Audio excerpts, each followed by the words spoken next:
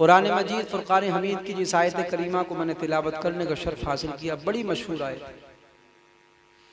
क़द जाअकुम मिनल्लाहि नूर,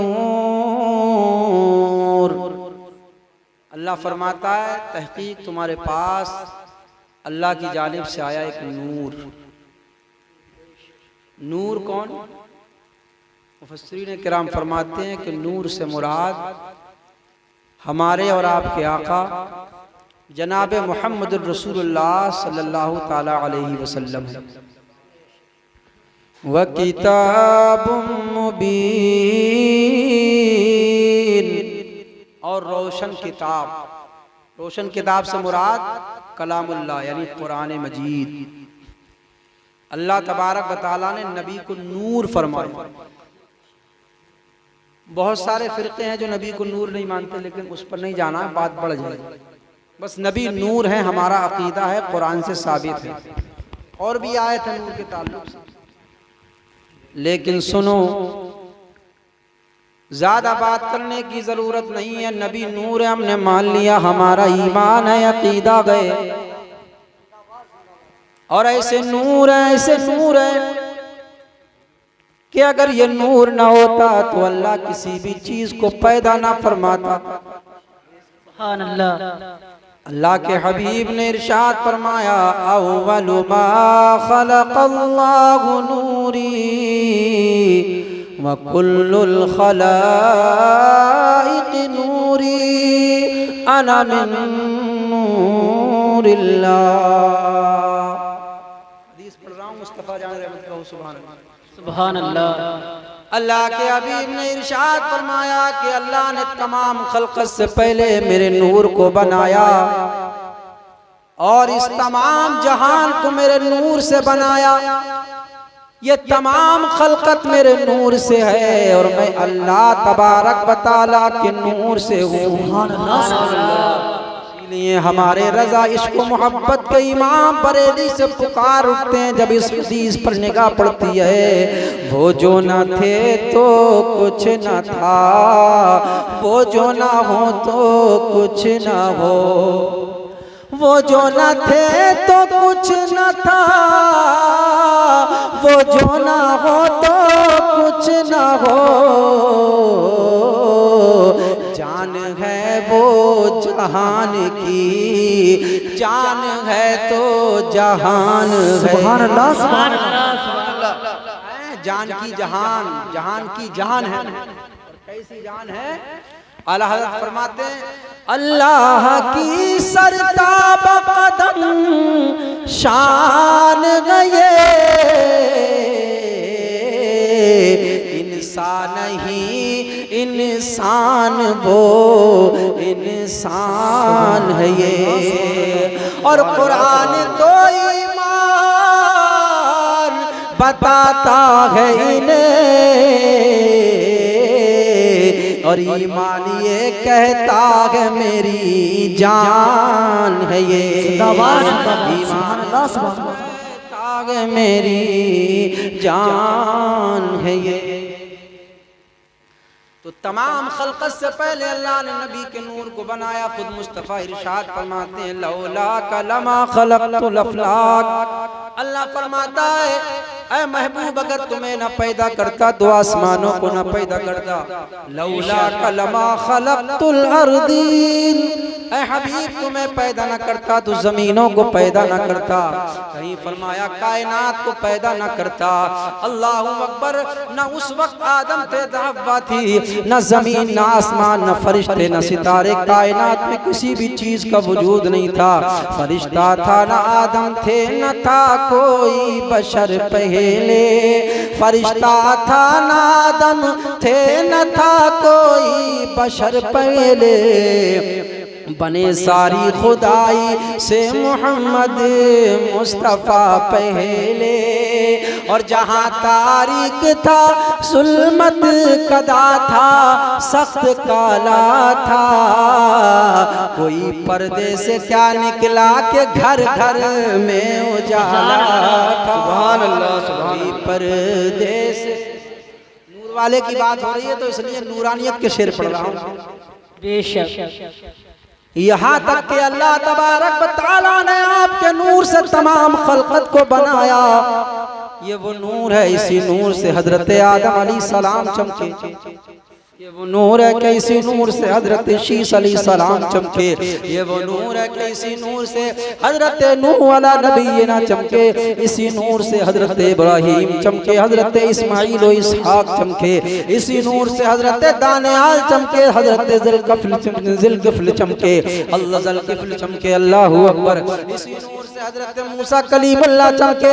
इसी नूर से हजरत ईसा रूहुल्लाह चमके।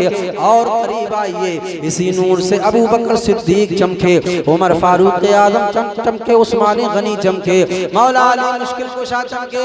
और करीब आइए, इसी नूर से सैयदा ताहिरा फातिमा ज़हरा चमकी।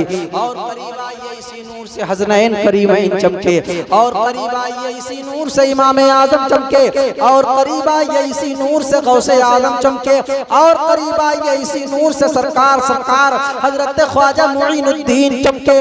और करीब आइए, इसी नूर से दिल्ली के दूल्हा निजामुद्दीन औलिया चमके, साबिर पाक अलाउद्दीन खलियरी चमके, सैयद मखदूम अशरफ जहांगीर सिमनानी चमके, वारिस देवा चमके, सरकार आला हजरत चमके, हुजूर मुफ्ती आजम हिंद चमके, मेरा पीर हुजूर ताजुश शरिया इसी नूर से चमका। मुझे कहने दिया जाए कि अब तक ये सितारे चांद सूरज जो भी चमका है वो सब मेरे मुस्तफा के नूर से चमके हैं। और सुबह क़यामत तक जो चमकेगा वो मेरे मुस्तफा के नूर से चमकेगा। सुभान अल्लाह, सुभान अल्लाह, जिंदाबाद जिंदाबाद। ये तो आला हज़रत ने फरमाया है, चमक तुझसे पाते हैं सब पाने वाले, चमक तुझसे पाते हैं सब पाने वाले। और मेरा दिल भी चमका दे चमकाने वाले। थोड़ा सा पीछे लेके जा रहा हूँ हुजूर की पैदाइश से। हुजूर का भी जन्म नहीं हुआ, अभी पैदाइश नहीं हुई है, थोड़ा सा पीछे चलिए। ये नूर चमकाता चमकाता आ गया मक्के में। मक्के में खाना काबा के मुतवल्ली का चुनाव होना था। लोग कह रहे थे कौन बनेगा खाना काबा का मुतवल्ली। अल्लाहु अकबर। लोगों में आपस में मशवरा हुआ और ये तय पाया कि खाना काबा का मुतवल्ली अब्दुल मुत्तलिब को बना दिया जाए। हजरत अब्दुल मुत्तलिब को बना दिया गया खाना काबा का मुतवल्ली। खाना काबा का मुतवल्ली बना दिया गया। मैंने आलम तसव्वुर में सवाल किया है, अब्दुल मुत्तलिब अभी तक तो आपको कोई जानता नहीं था, लेकिन आपको सरदारी मिल गई, आपको खाना काबा की जिम्मेदारी मिल गई, अभी अब तुम मशहूर हो गए, ये वजह क्या है? अभी तक तो तुम्हें कोई नहीं जानता था। हजरत अब्दुल मुत्तलिब ने जवाब दिया, ऐ मेरी बारगाह में आलम तसव्वुर में सवाल करने वाले, मुझसे पूछता है तो सुन ले, ये मेरा कमाल नहीं है, बल्कि अल्लाह ने अमानत के तौर पर जो नूर मेरी पुष्ट में रखा है उस नूर मुस्तफा का कमाल है। मेरा कमाल नहीं है, अल्लाह ने जो अमानत के तौर पर नूर मुझे दिया है उस नूर मुस्तफ़ा का कमाल है। अल्लाहु अकबर। हजरत अब्दुल मुत्तलिब की सुबह मक्के में गुजरती है, दोपहर मक्के में गुजरती है, शाम मक्के में गुजरती है। खाना काबा की देखभाल करते हैं हजरत अब्दुल मुत्तलिब, सफाई करते हैं, उसका ख्याल रखते हैं। अल्लाह समझ। एक दिन हजरत अब्दुल मुत्तलिब रुकने यमानी के सामने खाना काबा की दीवार से टेक लगा करके बैठ गए। आपको नींद आ गई, और जब आपको नींद आई तो कोई पुकारने वाला पुकार करके कह रहा है, एक गैबी आवाज आ रही है, ऐ अब्दुल मुत्तलिब नींद से बेदार हो जाओ और आबे ज़मज़म का कुआं खोदो। क्या आवाज आई? बेदार हो जाओ, आबे ज़मज़म का कुआं खोदो। अब कहोगे यार आबे ज़मज़म तो पहले से मौजूद था। हाँ बिल्कुल था, इस्माइल अलैहिस्सलाम की एड़ियों का सदका है। आज हुज्जाज किराम जाते हैं, आबे ज़मज़म का पानी पीते, लेकर के आते हैं तबर्रुक के तौर पर।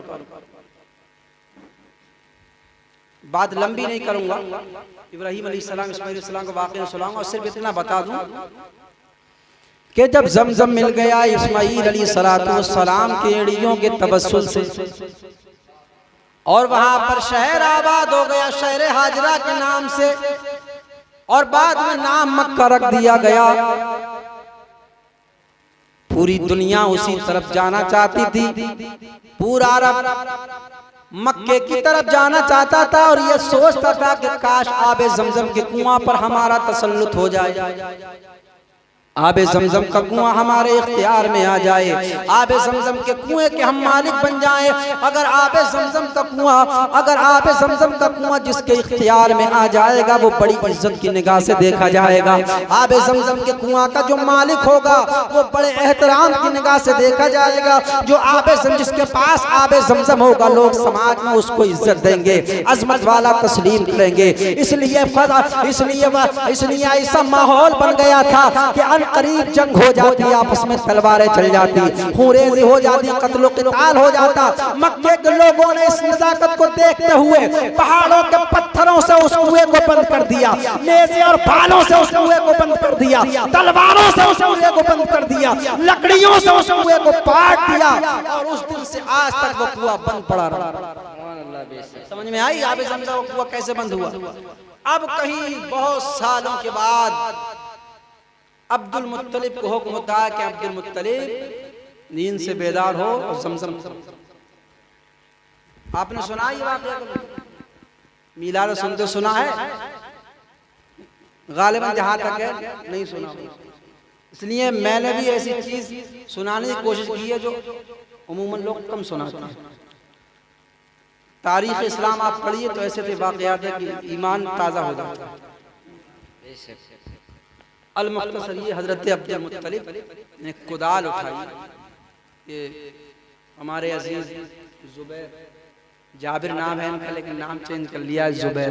जाबिर भी एक सहाबी रसूल का नाम है, पीछे इनकी बहुत तबीयत खराब हो गई थी। मैं दुआ करता हूँ अल्लाह इनको शिफाए कुल्ली अता फरमाए, आमीन।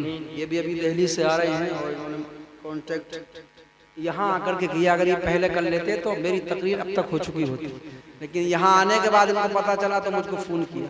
लेकिन बात वही है जो अल्लाह की मर्जी होना होती है वो होकर क्या बेहतरी थी। अब अब्दुल मुत्तलिब ने कुदाल उठाई और उठाने के बाद आबे जमजम को खोदना शुरू किया। पहले दिन खोदा लेकिन नहीं निकला, दूसरे दिन खोदा नहीं निकला, तीसरे दिन आधा दिन हो गया खोदते खोदते लेकिन नहीं निकला। आंखों में आंसू आ गए, दुआ करने लगे मौला अगर मेरी शादी हो गई और अगर तूने मुझे 10 बेटे दिए तो मुझे जमजम दे दे, तेरे नाम पर एक बेटे को कुर्बान कर दूंगा। अल्लाह तूने मुझे 10 बेटे दिए और तूने जमजम दे दिया, मुझे जमजम दे दे, मैं वादा करता हूँ मन्नत मानता हूँ तुझसे कि 10 बेटे दिए तो एक बेटा कुर्बान कर दूंगा। इतना कहा, लब हिले, दुआ की, पहली मर्तबा कुदाल मारी, अल्लाह ने आपकी दुआ को कबूल फरमा लिया और आबे जमजम निकल आया। आबे जमजम जब निकला अब्दुल मुत्तलिब खुश हो गए, मक्के के लोग सैराब होने लगे और वक्त गुजरता गया, अब्दुल मुत्तलिब को वो वक्त आया कि सरदारी निभाते रहे, जिम्मेदारी खाना काबा की निभाते रहे। अल्लाहू अकबर।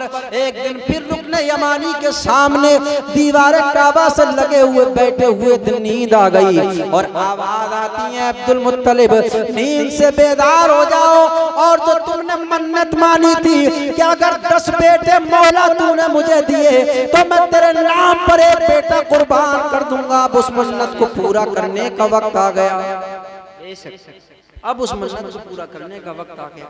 अल्लाह अकबर।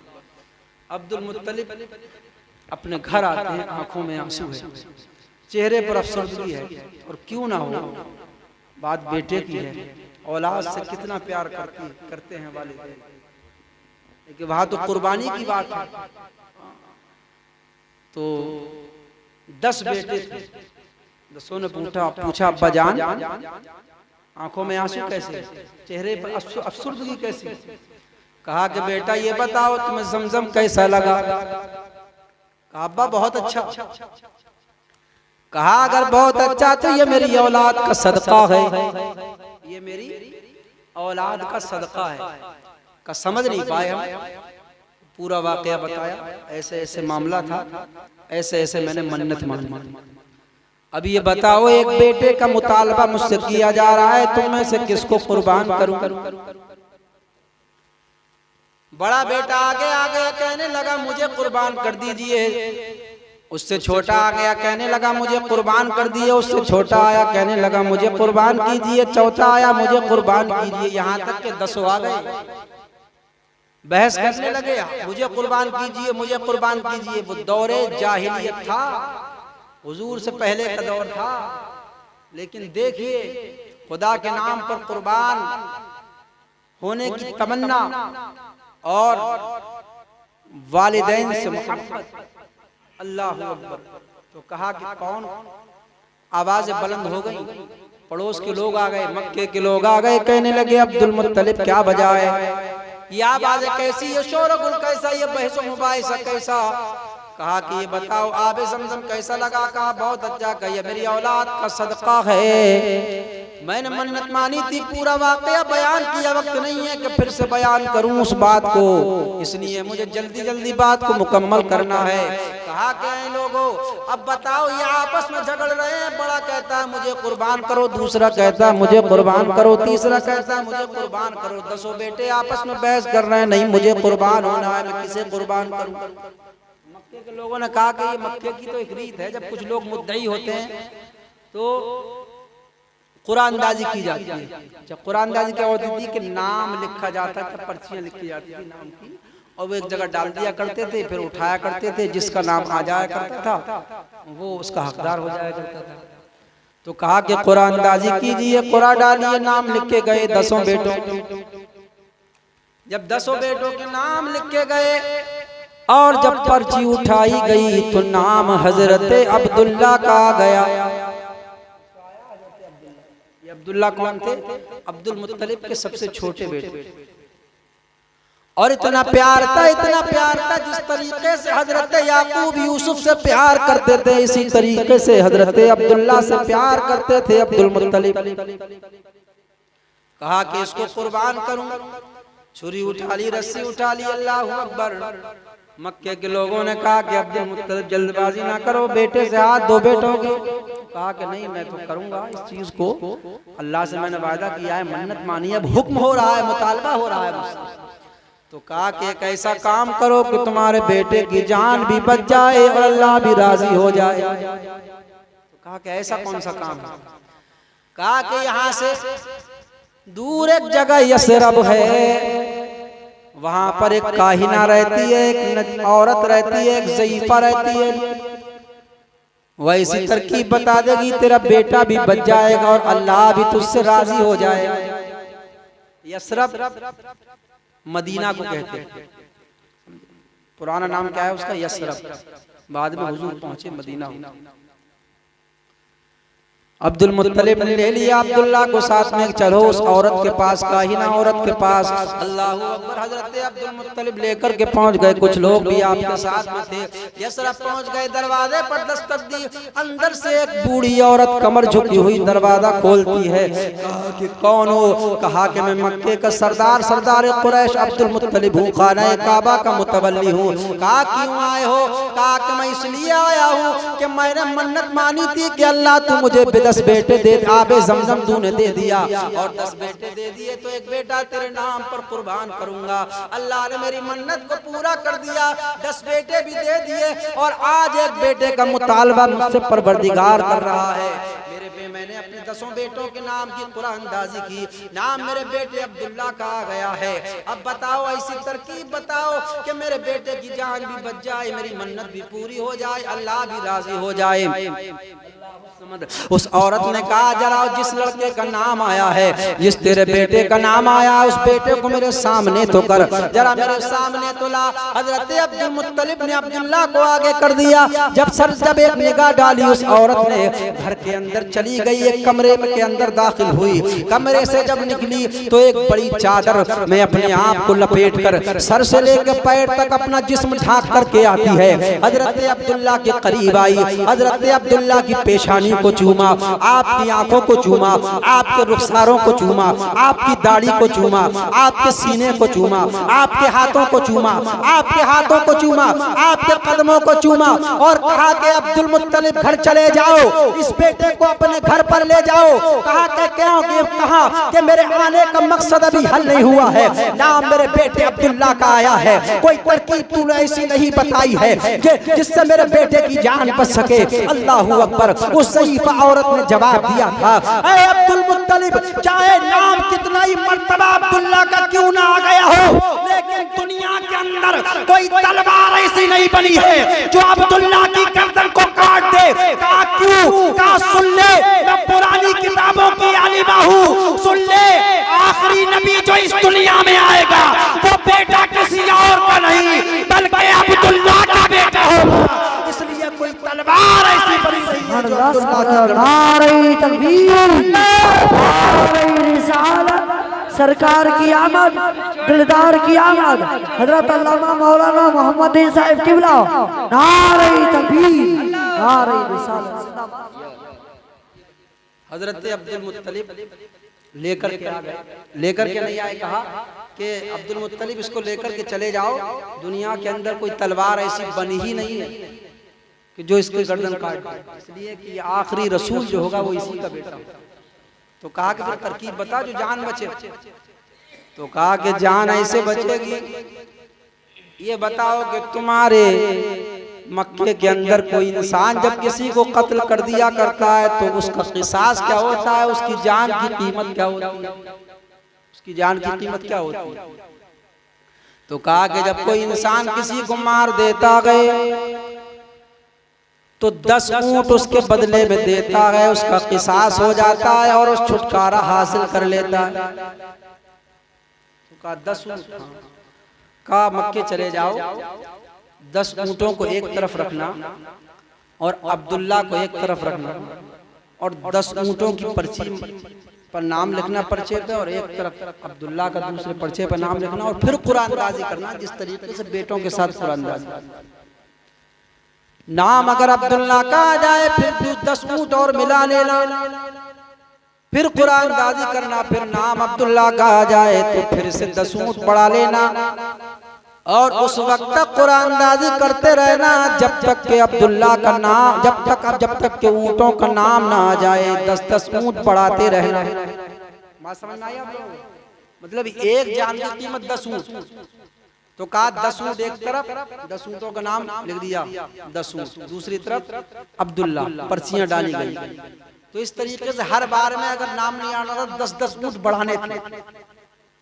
आ गए अब्दुल मुत्तलिब और 10 ऊंटों को एक तरफ रखा, अब्दुल्ला का नाम लिखा, कुरानदाजी की और जब पर्ची उठाई तो नाम अब्दुल्ला का आया, दूसरी में 10 ऊंट और बढ़ा दिए, फिर आपने कुरानदाजी की, नाम फिर अब्दुल्ला का आ गया, 10 ऊंट और बढ़ा दिए, फिर कुरानदाजी की, फिर नाम हजरत अब्दुल्ला का आ गया, 10 ऊंट और बढ़ा दिए, फिर नाम की पर्ची डाली और जब पर्ची उठाई तो फिर अब्दुल्ला का नाम, यहाँ तक कि 9 मर्तबा कुरानदाजी की गई और 9 मर्तबा में नाम अब्दुल्ला का आया।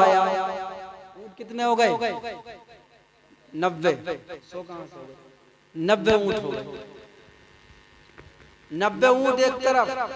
फिर जब कुरानदाजी की गई तो जब 10वीं मर्तबा कुरानदाजी की गई तो इस बार नाम अब्दुल्ला का नहीं बल्कि नाम ऊंटों का आ गया। सुभान अल्लाह, सुभान अल्लाह। अब्दुल मुत्तलिब ने खुश हो गए, शुक्राने के तौर पर 10 ऊंट और मिला दिया। कितने हो गए ऊंट? 100 हो गए। 100 ऊंट जब हो गए, अब्दुल मुत्तलिब ने 100 ऊंटों को कुर्बान कर दिया। अब ये 100 ऊंटों पर बात जाकर के क्यों रुकी?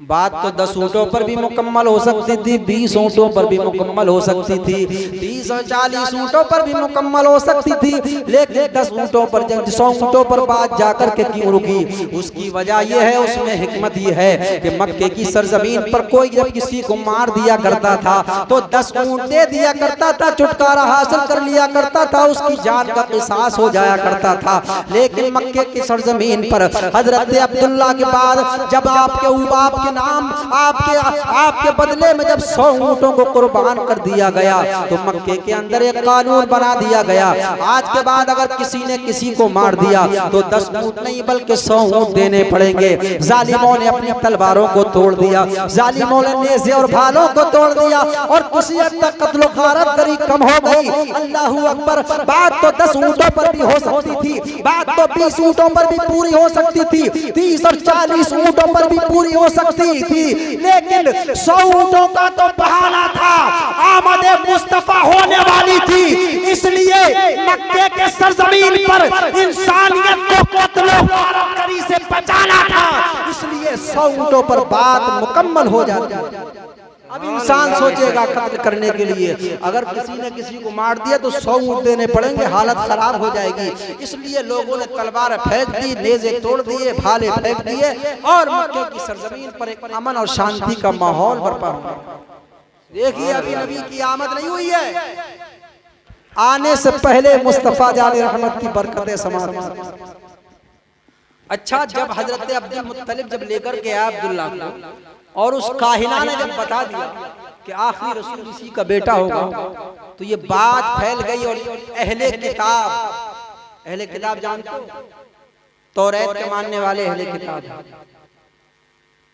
इंजील के मानने वाले अहले किताब, ज़बूर के मानने वाले अहले किताब, उनको अहले किताब कहा जाता है, चाहे यहूदी हो या ईसाई, अहले किताब कहा जाता है।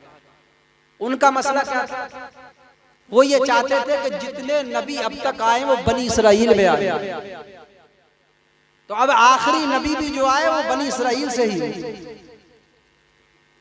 और कुछ ऐसे भी थे कि जब हुजूर की आमद का तज़किरा सुना कि एक नबी आएंगे, ऐसे ऐसे इलाके में आएंगे, तो 500 साल पहले घर बना लिए राहों में कि कभी तो यहाँ से नबी गुजरेंगे। मोहब्बत देखिए अल्लाह। अल-मुख्तसर ये कि हजरत अब्दुल मुत्तलिब अब्दुल्ला के नाम के ऊँटों की कुर्बानी कर देते हैं और एक बात फैलने लगी, अहले किताब को पता लग गया कि आखिरी रसूल अब्दुल्ला का बेटा होगा। वो बकरियां चराने जाया करते थे, तलवार लेकर के अहले किताब अब्दुल्ला को ज़िबा करने के लिए पहुंच गए जंगल में कि इसको खत्म ही कर दिया जाए, इसको मार देंगे तो आखिरी रसूल आएगा ही। जंगलों में पहुंचे मारने के लिए अहले किताब, लेकिन अल्लाह तबारक व तआला ने अब्दुल्ला की हिफाजत इस तरह फरमाई कि 1000 फरिश्तों की जमात को उतार दिया और जो अहले किताब अब्दुल्ला को मारने के लिए आए थे खाको खून में तड़प करके खत्म हो गए। फरिश्तों ने उनको खत्म कर दिया। ये सारा मंजर बैठा हुआ पहाड़ की गार में एक बूढ़ा इंसान, अहले किताब का आना, अब्दुल्ला पर हमला करना, फिर फरिश्तों का आना और उनको मार देना, सारा मंजर एक बूढ़ा पहाड़ की खो में बैठा देख रहा। पीछे पीछे लग लिया, पता किया ये नौजवान कौन है, पता लगा ये अब्दुल मुत्तलिब का बेटा अब्दुल्ला है। तो कहा कि अब क्या किया जाए। वो पहुंचा अपने खानदान वालों के पास और खानदान वालों से कहता है मेरे खानदान वालों एक मशवरा करना है, एक मेरा काम कर दोगा। क्या काम? का काम ये है कि अब्दुल मुत्तलिब का एक बेटा है अब्दुल्ला, मेरी एक बेटी है आमिना, तुम मेरी बेटी का निकाह का रिश्ता अब्दुल मुत्तलिब के पास ले जाओ अब्दुल्ला के लिए। कहा कि तू पागल है, वो सैकड़ों ऊँटों के मालिक, वो हजारों बकरियों के मालिक, तू किराए पर बकरियां चराने वाला, तेरा दिमागी तवाज़ुन तो खराब नहीं हो गया, अपनी औकात से बढ़ गया। हम नहीं जाएंगे रिश्ता लेकर के, वो इतने बड़े हैं, खाना काबा के मुतवल्ली हैं, इतने मालदार हैं, इतनी अजमत वाले हैं। तो कहा कि ठीक है तुम नहीं जाते तो ना जाओ, लेकिन मैं जरूर जाऊंगा। कबूल कर लिया तो ठीक है, वरना उनके बेटों में मांगने वालों में मेरा भी नाम आ जाएगा। अल्लाहू अकबर। हजरत अब्दुल मुत्तलिब के दरवाजे पर एक बूढ़ा शख्स आकर के रात की तारीकी में बैठ जाता है। अल्लाहु समद। और यहीं पर बस नहीं है बल्कि रात की तारीकी में पूरी रात वो बैठा रहता है। हजरत अब्दुल मुत्तलिब सुबह सवेरे खाना काबा की सफाई करने के लिए जाया करते थे। दरवाजे पर दरवाजे को खोला, अल्लाहु अकबर देखा तो एक बूढ़ा इंसान बैठा हुआ है। बाजू से पकड़ करके उठा लिया, कहा कौन है? कहा कि हाथ जोड़ करके कहा हुजूर मैं आपके दर का भिखारी हूँ। कहा भिखारी है तो आजा, हमारे यहाँ पर भीख जो दी जाती है वो अंदर घर में बिठा करके दी जाया करती है। अल्लाहु अकबर। आज हमारे और आपके दरवाजे पर भी साइल आ जाया करता है, भिखारी आ जाया करते हैं, मांगने वाले आ जाया करते हैं। लेकिन आज न जाने कितने इंसान भिखारियों को झिड़क दिया करते हैं। अल्लाहु अकबर। उलमाए इकराम फरमाते हैं कि अगर तुम्हारे दरवाजे पर कोई साहिल आ जाए तो उसको झिड़को ना, कुछ ना हो तो 1 रुपया दे करके अपने घर से रवाना करो, और अगर कुछ ना हो तो कम से कम 1 गिलास पानी पिला करके रुखसत करो। कुछ ना सही अगर वो पानी बारगाह मौला में मकबूल हो गया तो यही तेरी जरिया नजात के लिए काफी हो जाएगा, तेरी बख्शिश के लिए काफी हो जाएगा। इसलिए साइलों को झिड़का ना, कुछ ना 1 ही रुपया सही अल्लाह के नाम पर जो मांगने के लिए आ जाए। अरे अल्लाह ने हमें सब कुछ दिया है, अल्लाह के नाम पर अगर कोई आ गया मांगने तो 1 रुपया 2 रुपया कुछ बड़ी बात नहीं है। जो भी मैसर आए दे दो उसको, कुछ ना हो तो उलमा फरमाते कम से कम एक पानी पिला करके उसको 1 गिलास भेज दो। अगर मकबूल हो गया तो जरिया नजात बन सकता है ये 1 गिलास पानी। अंदर ले गए अब्दुल मुत्तलिब, कहा कि ये बताओ बैठो आने का मसला क्या? कहा हुजूर मेरी एक बेटी है, मैं अपनी बेटी के निकाह का पैगाम आपके बेटे अब्दुल्ला के लिए लेकर आया हूँ। ये नहीं पूछा तुम्हारी माली हैसियत क्या है, बिल्डिंग घर कितने हैं तुम्हारे, कारोबार क्या है, कुछ नहीं पूछा। वो दौरे जाहिलियत था, इस्लाम से पहले का दौर। आज जब हम रिश्ते करते हैं सबसे पहले हैसियत, मालदारी, कारोबार क्या है, लड़का जॉब में है कि नहीं, क्या कमाता है, कितना कमाता है। वो दौरे जहालत था, हुजूर से पहले का दौर था। अब्दुल मुत्तलिब ने माली हैसियत नहीं पूछी, क्या पूछा? पूछा कि ये बताओ तुम्हारा नाम क्या है और कहाँ के रहने वाले हो। कहा कि अगर आप मक्के के रहने वाले हैं तो मैं भी मक्के का रहने वाला हूँ, अगर आप अब्दुल मुत्तलिब हो तो मेरा नाम भी वहब है। आप अगर खाना काबा के मुतवल्ली हो और खानदान कुरैश से हो तो कबीला कुरैश से हो तो मैं भी कबीला बनु कल्ब से हूँ। तो कहा कि ये बताओ तुम्हारी बेटी का नाम क्या है। हजरत अब्दुल मुत्तलिब ने जब इतना सुना तो वहब ने कहा था कि मेरी बेटी का नाम आमिना है। अल्लाहू अकबर। अब्दुल मुत्तलिब ने लफ्ज़ आमिना पर गौर फरमाया। ये आमिना अमन से बना है, आमिना चैन से बना है, आमिना राहत से बना है, आमिना सुकून से बना है, आमिना इत्मीनान से बना है, आमिना करार से बना है, आमिना तस्कीन से बना है। मेरे बेटे का नाम अब्दुल्ला, मेरी बेटे की होने वाली बीवी आमिना, इन दोनों के माबैन जो बच्चा आएगा वो अमन देता हुआ आएगा, वो चैन बांटता हुआ आएगा, वो करार देता हुआ आएगा, वो राहत देता हुआ आएगा, वो इत्मीनान देता हुआ आएगा, वो तस्कीन देता हुआ आएगा, वो सुरूर देता हुआ आएगा, दुनिया को राहतों की सांसें देता हुआ आएगा, टूटे हुए दिलों को जोड़ता हुआ आएगा, दुनिया को अमन और शांति का गहवारा बनाता हुआ। सुभान अल्लाह।